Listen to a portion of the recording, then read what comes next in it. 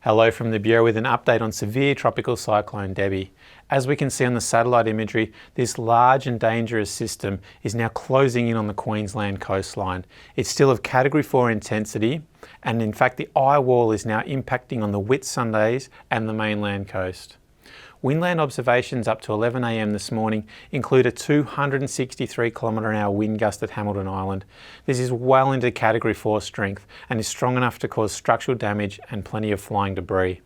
Other locations are now experiencing destructive Category 2 wind gusts above 125 km/h, including at Proserpine.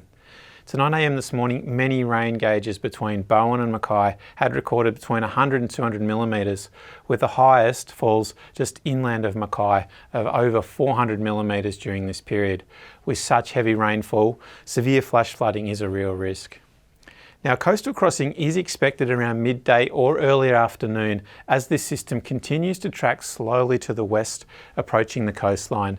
It is expected to be a coastal crossing as a Category 4 system with very destructive wind gusts, potentially up to 270 km/h near the centre of this system. Over the past 12 hours, the timing of the coastal crossing has been slightly delayed due to the quite slow movement of the cyclone.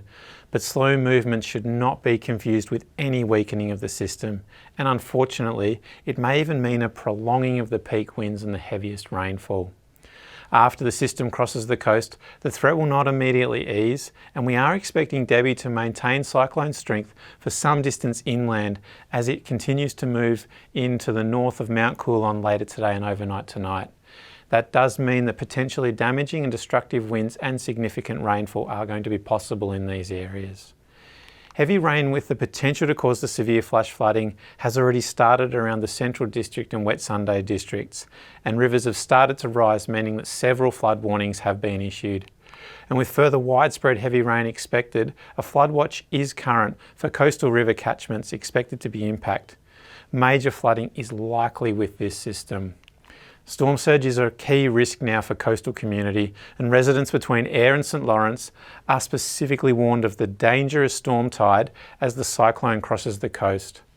Remember that these videos will not be updated as regularly as the cyclone trap map and advices, and with such a worrying situation evolving, make sure that you're checking the Bureau's website and app for the latest warning and forecast information, and if you're in the affected area, wherever possible, follow advice from emergency services.